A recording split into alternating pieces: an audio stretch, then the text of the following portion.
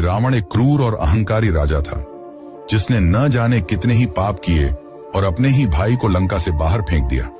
पर हमेशा जो दिखता है वह सच नहीं होता। जो आपने बचपन से देखा और सुना वह रावण नामक सिक्के का बस एक ही पहलू है।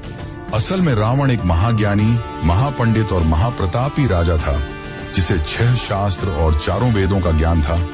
रावण से बड़ा शिव भक्त न कोई था, न कोई होगा। तो आज की इस वीडियो में हम जानेंगे रावण की कुछ अनसुनी अकल्पनीय बातें जो आपको वाल्मीकि रामायण में नहीं मिलेगी। जानेंगे कि रावण ब्राह्मण था या असुर, और क्या था उसके 10 सिरों का असली राज, और क्यों रावण ने राम को दिया था विजय का आशीर्वाद। और वीडियो के अंत में हम यह भी जानेंगे कि क्या रावण भी 7 चिरंजीवियों की तरह ही आज भी जीवित है, और क्या सच में माता सीता रावण की ही बेटी थी। तो चलिए जानते हैं एक महान विद्वान सफल। रावण अपनी शक्तियों से तीनों लोकों को जीत चुका था। उसने यम को भी हराकर काल को बंदी बना रखा था। 9 ग्रह उसके पैरों के नीचे थे। इतना ज्ञान और शक्ति होने के बावजूद रावण अहंकारी था। दरअसल रावण के पिता ऋषि विश्रवा थे, जिनसे रावण ने शास्त्रों और वेदों को सीखा, जिसके कारण उसे महाज्ञानी और महापंडित कहा जाता है। वहीं उसकी माता कैकसी राक्षस कुल की थी, जिसके कारण रावण में राक्षसों वाले गुण भी थे। एक और इंटरेस्टिंग बात तो यह कि रावण ब्रह्मा जी के भी परपोते थे।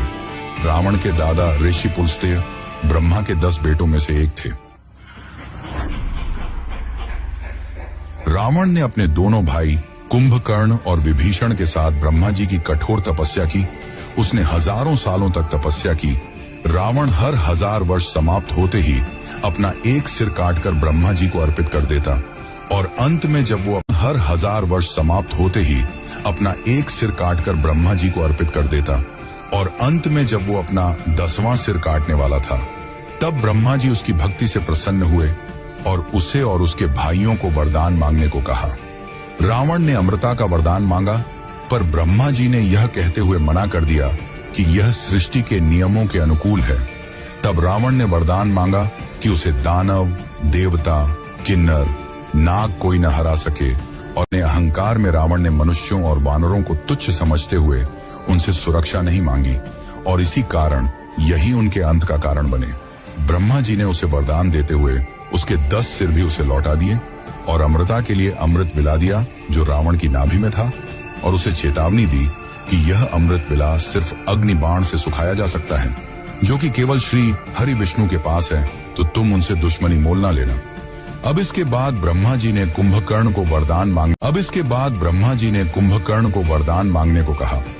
कुंभकर्ण इंद्रासन यानी कि देवों का आसन मांगने वाला था, पर देवों के चाल से माता सरस्वती कुंभकर्ण की जीभ पर विराजमान हो गईं और इंद्रासन की जगह निद्रासन का वरदान मांग लिया। अंत में विभीषण ने आजीवन प्रभु की सेवा और भक्ति करने का वरदान मांगा, जिससे ब्रह्मा जी प्रसन्न हुए और उसे यह वरदान खुशी खुशी दे दिया। रावण शिव का बहुत बड़ा भक्त था, और एक बार शिव भक्ति में लीन रावण ने शिव को सीधे लंका ले जाने का सोचा, और कैलाश पर्वत को अपनी भुजाओं से उठा लिया। और जब रावण ने ऐसा किया तो शिव क्रोधित हो उठे और अपने अंगूठे से पर्वत को दबा दिया। रावण पर्वत के नीचे दब गया और दर्द से चिल्लाने लगा। तब उसे अपनी गलती का एहसास हुआ, और उसने अपनी भक्ति दिखाते हुए अपने हजारों हाथों में से एक हाथ तोड़ा और उसकी नसों से तार बनाकर उसे बजाने लगा। यही वह समय था जब रावण ने शिव को प्रसन्न करने के लिए शिव तांडव स्तोत्र लिखा था। भक्ति से शिव प्रसन्न हुए और उसे अपनी चंद्रहास तलवार दी, और तब से ही रावण को सबसे बड़ा शिव भक्त माना जाता है।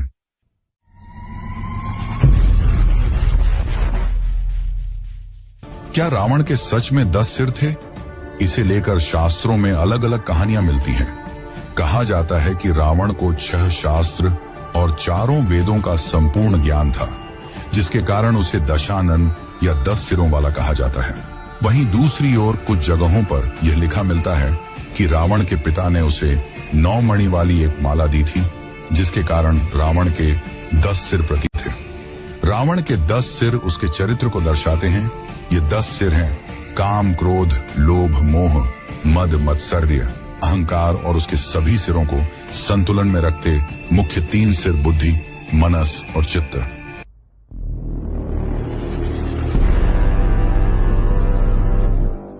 राम सेतु बनाने के लिए राम ने यज्ञ किया और यज्ञ कराने के लिए ब्राह्मण की जरूरत थी, और उस समय रावण से बड़ा ज्ञानी ब्राह्मण और कोई नहीं था।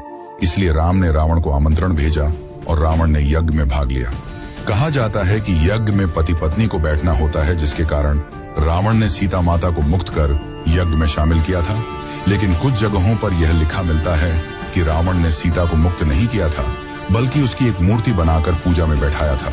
और कहा जाता है कि रावण को अपनी मृत्यु का पहले से ही ज्ञान था और उसने ही अपनी मृत्यु का जाल रचा था।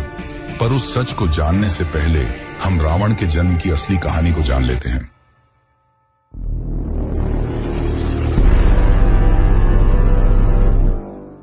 जय और विजय ये विष्णु के वैकुंठ लोक के 2 द्वारपाल थे, और जब ब्रह्मा जी के 4 पुत्र विष्णु के दर्शन के लिए पहुंचे, तब जय और विजय ने उन्हें यह कहकर रोक दिया कि यह अभी विष्णु जी के आराम का समय है, जिससे क्रोधित होकर संत कुमारों ने उन्हें श्राप दिया कि उन्हें वैकुंठ लोक का त्याग करना होगा। और उनके इस श्राप से विष्णु जी भी सहमत हुए और उन्हें 2 विकल्प दिए कि या तो वे पृथ्वी पर विष्णु के भक्त के रूप में 7 बार जन्म लें या 3 बार विष्णु के दुश्मन के रूप में। विष्णु जी से जल्दी मिलने के लिए उन्होंने 3 बार उनका दुश्मन बनना स्वीकार किया, और पहले जन्म में वे हिरण्याक्ष और हिरण्यकश्यप के रूप में जन्मे। हिरण्याक्ष को विष्णु के वराह अवतार ने मारा और हिरण्यकश्यप को नरसिंह अवतार ने। दूसरे जन्म में वे रावण और कुंभकर्ण के रूप में जन्मे, जिन्हें विष्णु के अवतार राम द्वारा मारा गया।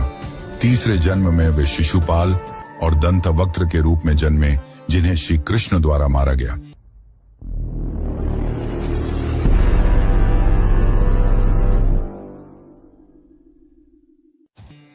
माना जाता है कि माता सीता रावण की मृत्यु का कारण बनी, पर यह पूरी तरह सच नहीं है।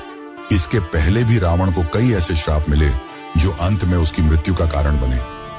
एक समय की बात है जब स्वर्ग की अप्सरा रंभा कुबेर के बेटे के पास जा रही थी, तब मार्ग में रावण ने उससे छेड़छाड़ की, जिससे क्रोधित होकर कुबेर के बेटे ने रावण को श्राप दिया कि अगर वह स्त्री की इजाजत के बिना उसे हाथ लगाएगा तो वह भस्म हो जाएगा। और इसी श्राप के चलते रावण ने माता सीता को हाथ नहीं लगाया। दूसरा यह कि रावण अपनी अहंकार और जीतने की चाह में कई राजा महाराजाओं को मारता गया, और जब उसने 21वें रघुवंशी राजा अनर्ण्य को मारा तो अनर्ण्य ने उसे श्राप दिया कि मेरे ही वंश के राजकुमार द्वारा तुम मारे जाओगे। और ऐसा ही हुआ।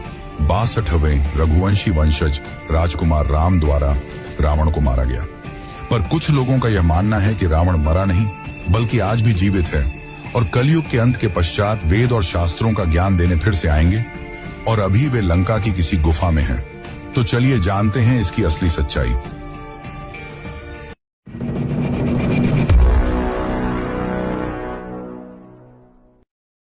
रावण तीनों लोकों को जीत चुका था और काल को भी बंदी बना लिया था।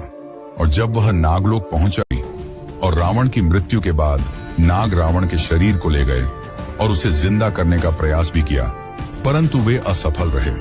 तब उन्होंने रावण के शरीर को सहायता और अन्य जड़ी बूटियों की मदद से ताबूत में बंद कर दिया और लंका की किसी गुफा में सुरक्षित रख दिया। और माना जाता है कि रावण कलयुग के अंत में फिर आएंगे। आज तक कई लोगों ने इस गुफा तक पहुंचने की कोशिश की है, पर उनका मानना है कि जब वे गुफा के पास पहुंचते हैं तो मौसम बिगड़ने लगता है, पेड़ पौधे अपनी जगह बदल लेते हैं और जानवर खून खराबे पर उतारू हो जाते हैं, जिसके कारण वहां पहुंचना असंभव हो जाता है। पर इस कथा के विपरीत कुछ लोगों का यह मानना है कि रावण की मृत्यु के बाद विभीषण ने पूरे रीति रिवाज से उनका अंतिम संस्कार किया था।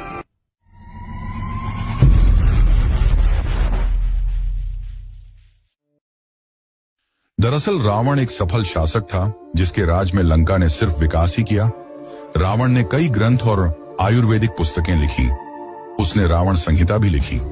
पर माना जाता है कि रावण को भविष्य के दुखों का ज्ञान था और वह अपने कुल को इस दुख में नहीं देखना चाहता था, जिसके कारण रावण ने खुद जानबूझकर सीता का अपहरण किया, ताकि श्री हरि विष्णु के अवतार द्वारा उनका और उनके कुल का उद्धार हो सके और सभी को मुक्ति मिल जाए। उस समय रावण से ज्यादा ज्ञानी और कोई नहीं था, इसलिए रावण के मरते वक्त राम ने लक्ष्मण को रावण से ज्ञान लेने को कहा और रावण ने लक्ष्मण को जीवन की 3 प्रमुख बातें बताई जिसे आप भी फॉलो करके जीवन में सफलता को प्राप्त कर सकते हैं। पर उन 3 बातों को जानने से पहले हम ये जान लेते हैं कि क्या सीता माता सच में रावण की ही बेटी थी।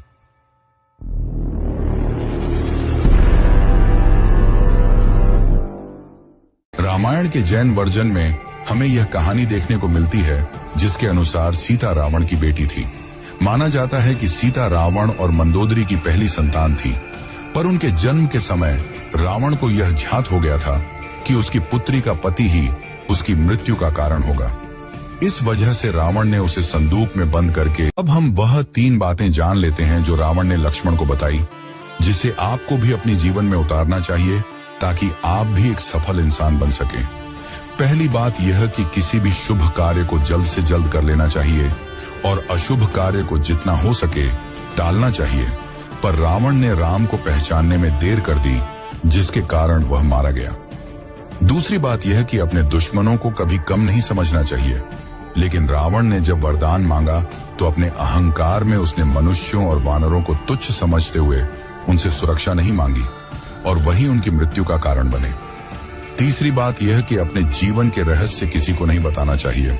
रावण यहां भी चूक गया। विभीषण को उसकी नाभि में स्थित अमृत का राज मालूम था, जिसके कारण रावण मारा गया।